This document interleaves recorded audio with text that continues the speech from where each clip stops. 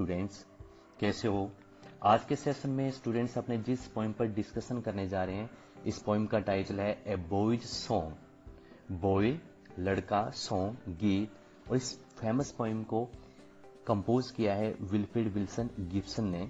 Wilfred Wilson Gibson की birth 1878 को हेक्सम England में हुई थी और इनकी डेथ 1962 को हुई थी। विल्फ्रेड विल्सन गिब्सन एक फेमस पोइट जिनका नाम है रूपर्ट ब्रूक, जो कि वो सोनेट्स लिखने के लिए जाने जाते हैं। इनके ये खास मित्र थे। परिचय इंग्लैंड में हुआ था। डब्ल्यू गिब्सन की ये पोइम जो आप देख पा रहे हैं, ये उनके फेमस वर्क माउंटेन कवर में 1902 में अपीयर हुई थी। और ये पोइम मानव जाति से एक सीधा सा क्वेश्चंस करती है, उस मानव जाति के सामने एक सवाल रखती है और उनसे पूछती है कि आज़ादी, फ्रीडम ये इंसान के लिए तो है, लेकिन पक्षियों के लिए सीमित क्यों कर दी गई है।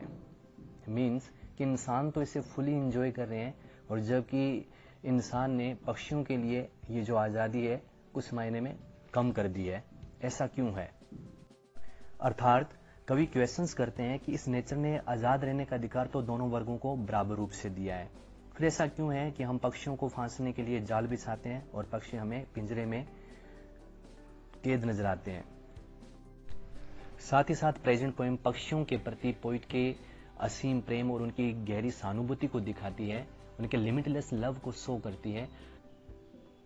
डियर स्टूडेंट्स, इस पोइम के थ्रू यहाँ पर पोइट हमें एक ब्यूटीफुल मैसेज कन्वे करने की कोशिश कर रहे हैं, और ये ब्यूटीफुल मैसेज है कि इस नेचर की जो ब्यूटी है, इस नेचर की जो सुंदरता है, वो इंसानों के, पक्षियों के, और यूं कहूँ कि इस नेचर के हर एक ऑब्जेक्ट के, चाहे वो नदी, नाले, पहाड़, हर एक ऑब्जेक्ट के एक साथ को एग्जिस्ट करने से है, न कि एक के द्वारा दूसरे पर डोमिनेट होने से है। जैसा कि इस पोइम में हम देखते हैं कि यहाँ पर इंसान पक्षियों की स्वतंत्रता को हनन कर रहा है, तो इस पोइम के माध्यम से कवि हमें ऐसा मैसेज देने की कोशिश कर रहे हैं।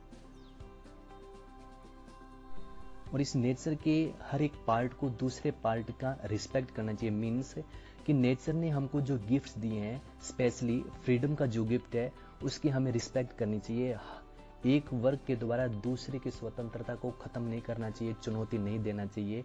और नेचर की ये सब एक ऑर्नामेंट्स की तरह है, और ये सभी ऑर्नामेंट्स तभी अच्छी तरीके से दिख पाएंगे जब ये एक साथ बने हुए हैं। डियर स्टूडेंट, अब मैं इस पोइम को रिसाइट करूंगा। I hope you will listen it carefully.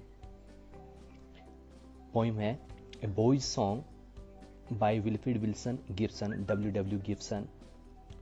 Because I set no snare, but leave them flying free, all the birds of the air belong to me, from the blue tit on the slough to the eagle on the height, uncaged they come and go for my delight, and so the sunward way I soar on the eagle's wings, and in my heart all day the blue tit sings.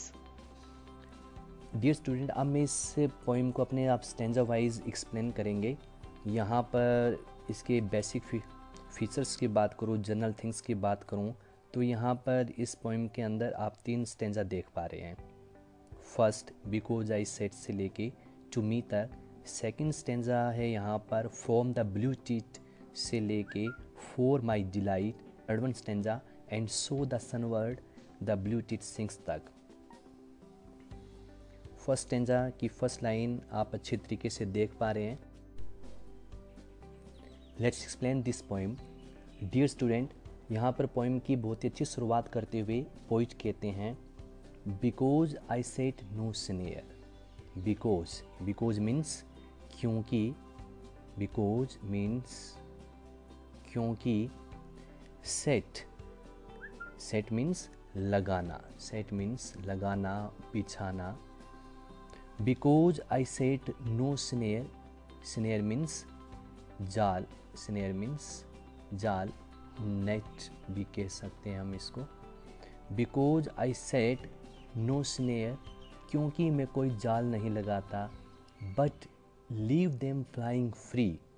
But means बल्कि, leave leave का sense है यहाँ पर देने से, late के sense में।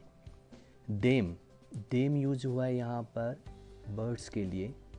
Students, इस टाइप के क्वेश्चंस अक्सर एग्ज़ाम में पूछे जाते हैं कि आई किसके लिए स्टैंड कर रहा है, देम किसके लिए स्टैंड कर रहा है। यहाँ पर आई स्टैंड कर रहा है पोइट के लिए। क्वेश्चंस आ सकता है आई वर्ड किसको रेफर कर रहा है, तो हमारा आंसर होगा पोइट के लिए। क्वेश्चंस पूछा जा सकता है देम वर्ड किसके लिए स्टैंड कर रहा है, बर्ड्स के लिए। किसके लिए, बर्ड्स के लिए। तो इस प्रकार के क्वेश्चंस पूछे जाते हैं। Because I set no snare, क्योंकि मैं कोई जाल नहीं बिछाता, कोई जाल नहीं लगाता। But leave them flying free, बल्कि मैं पक्षियों को आज़ाद रूप से, मुक्त रूप से उड़ने देता हूँ। All the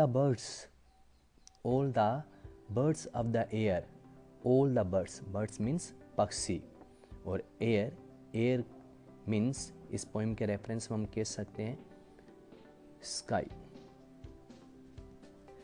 end all the birds of the air, और इस आसमान के सभी पक्षी belong to me. Belong means मेरे हैं, बिलोंग मीन्स है मेरे हैं।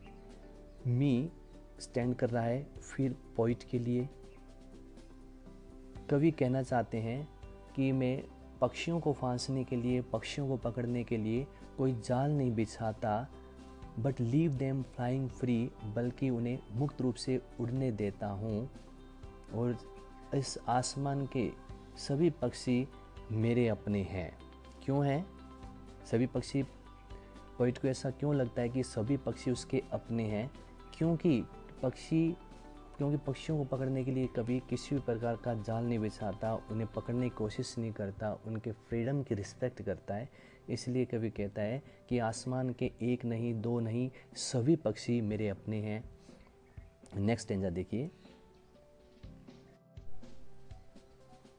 नेक्स्ट स्टेंजा में यहाँ पर पोइट कहते हैं from the blue tit on the sloe. From the blue tit, from means से, फ्रॉम मीन्स से, ब्लू टिट यहाँ पर from the blue tit on the sloe. Blue tit means a small bird, एक छोटा पक्षी, a small bird. From the blue tit on the sloe, sloe means झाड़ी, small bush कह सकते हैं, स्मॉल बुश एक छोटी झाड़ी, जंगली बेर की झाड़ी। From the blue tit on the sloe, blue tit means एक स्मॉल बर्ड, एक छोटा पक्षी, एक झाड़ी पर बैठे हुए छोटे पक्षी से लेके टू मीन्स तक, टू मीन्स यहाँ पर अर्थ है तक। From the blue tit on the slow, झाड़ी पर बैठे हुए छोटे पक्षी से लेके टू द ईगल, गरुड़ तक, ईगल तक। ऑन द हाइट मीन्स ऊंचाई पर उड़ने वाला, ऊंचाई के सेंस में यहाँ पर। और आसमान की गहरी ऊंचाइयों में उड़ने वाले बाज तक। अनकेज्ड मीन्स मुक्त रूप से, बिना कैद हुए, स्वतंत्र रूप से। दे कम एंड गो, दे यहाँ पर स्टैंड हो रहा है एक बार फिर बर्ड्स के लिए। अनकेज्ड मुक्त रूप से, दे कम एंड गो, वो मेरे पास आते हैं जाते हैं। अर्थात कवि कहना चाहते हैं कि छोटी सी झाड़ी पर बैठे हुए ब्लू टिट नामक पक्षी से लेके आसमान की अथाह गहराइयों में उड़ने वाले बाज तक सभी पक्षी अनकेज्ड, दे कम एंड गो, अनकेज्ड मुक्त रूप से, बिना कैद के वे मेरे पास आते जाते हैं। For my delight means Joy, मनोरंजन कह सकते हैं, आनंद कह सकते हैं। आनंद और मनोरंजन के लिए मेरे पास आते हैं। क्यों लगता है पोइट को ऐसा? बच्चों ऐसा क्यों लगता है पोइट को? क्योंकि पोइट कहता है कि मैं इन पक्षियों को फांसता नहीं, इन पक्षियों को कैद करने की कोशिश नहीं करता, इनको मैं मुक्त रूप से आसमान में उड़ने देता हूँ। और पोइट को ऐसा लगता है कि आसमान का हर एक पक्षी मेरे से बिलोंग करता है।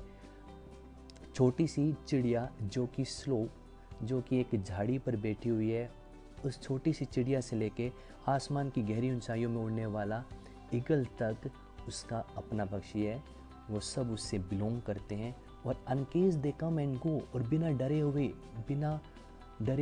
बिना खेद के, बिना कोई हेजिटेशन के, बिना कोई हिचकिचाहट के, वो कवि को आनंद देने के लिए, कवि के आनंद के लिए उसके पास आते हैं। डियर स्टूडेंट, अब अपने लास्ट स्टेंजा की तरफ बढ़ रहे हैं। लास्ट स्टेंजा के अंदर पोइट इन पक्षियों को जब काफ़ी लंबे समय से देख रहा है, इन पक्षियों को जब वो ऑब्जर्व कर रहा है, तो उनकी एक्टिविटीज़ को देखकर वो कवि इतना प्रफुल्लित होता है, इतना आनंदित होता है कि वो अपनी इमेजिनेशन में इन ना जाने कब इन पक्षियों के साथ उड़ने लग जाता है, फ्लाई करने लग जाता है। और पोइट को लगता है कि ब्लू टिट्स का जो सॉन्ग है, उसकी जो मीठी आवाज़ है, वो उसके मन में गीत गा रही है, वो उसको सुनाई दे पा रहा है। अब अपनी इस पोइट लास्ट स्टेंजा को एक्सप्लेन करते हैं।